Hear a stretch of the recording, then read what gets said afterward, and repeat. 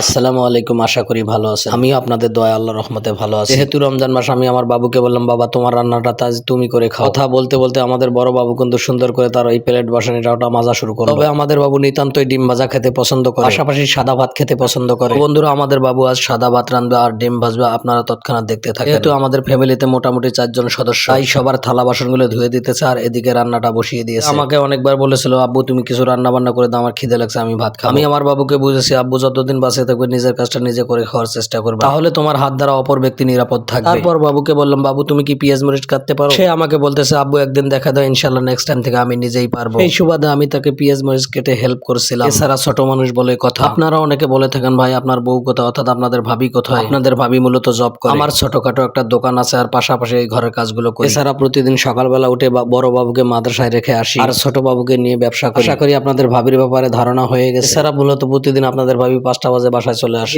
আমাদের বাবু মূলত এই ডিমগুলো ঢেলে সুন্দরভাবে লাড়াচাড়া করতেছে। যাই করি না কেন, আমাদের বাচ্চাদেরকে আমি এমন ভাবে গড়ে তুলতে চাই, ইনশাআল্লাহ দোয়া করবেন সবাই। রান্না বান্না যেন বাধ্যতামূলক করতে পারে আমাদের বাচ্চারা, নিতান্তই বউয়ের জন্য হেল্প করতে পারে। যাই হোক বন্ধুরা, এদিকে ঢেলে নেওয়া ডিমগুলো কিন্তু আমাদের বাবু দাঁড়িয়ে আছে, কখন আব্বু অনুমতি দেবে তখন কড়াইয়ের মধ্যে দিবে। পরে আমি বললাম যে, আব্বু গরম হওয়ার পরে তুমি তারপর ঢেলে দিও কেমন? যাই হোক, অনুমতি নেওয়ার পর পরে ডিমগুলো সুন্দর করে ঢেলে দিল। আমি তো পুরোটাই অবাক যে আমার ছেলে ডিম ভাজতে পারে। কথা বলতে কেন জানি এত পরিষ্কার লাগে তার কাজকর্ম। বাপ হিসেবে দোয়া অটোমেটিক চলে আসে। আমি মনে করি বাচ্চা বাচ্চাদের এমন ভাবে করে তোলা উচিত, যাতে করে ভবিষ্যৎ প্রজন্ম আরো উন্নত জীবন পায়। ছোট মানুষ হিসেবে আমি আপনাদেরকে একটু বলি, আপনাদের ঘরে যাদের সন্তান আছে তাদেরকে এরকম চতুর্মুখী বানানো উচিত। আমার ছেলে পিএস দ্বারা ডিম ভাজতেছে, অথচ পিএস কিভাবে ফলায় সেটা আমার ছেলে জানে না। যার কারণে আমি বলতেছি, ভবিষ্যৎ প্রজন্মের জন্য এরকম কিছু শিক্ষণীয় করা উচিত, যাতে করে সবকিছু বোঝে এবং জানে। তো বন্ধুরা, যারা আমার এই কথার মধ্যে একমত তারা মূলত কমেন্টস করে জানিয়ে দেবেন। এছাড়া যারা একমত না তারাও একটু জানাবেন। আমাদের বাবু চুলের জালটা একটু কমিয়ে দিল, কারণ সে ভালোভাবে জানে বেশি জোরে জাল দিলে হয়তো বা সমস্যা হতো, ডিম পুড়ে যেতে পারে। বাবুর ডিম ভাজা অত্যন্ত লোভনীয় আমার কাছে লাগতেছে। আপনাদের কাছে কেমন লাগতেছে? ভালো লাগলে লাভ রিয়াক্ট দেবেন। যাই হোক, আজকে সবচেয়ে বড় খুশির খবর, আমাদের বাবু নিজের রান্না করা খাবার নিজেই খাবে। মজার ব্যাপার হলো, ডিম ভাজতে গিয়ে কাজ করতে করতে আসলে মনে নাই যে কখন লবণ দিতে হবে, ক্যামেরা ধরে রাখতে অতটা মনে নাই। যাই হোক বন্ধুরা, কাম করলে ভুল হবে, এটা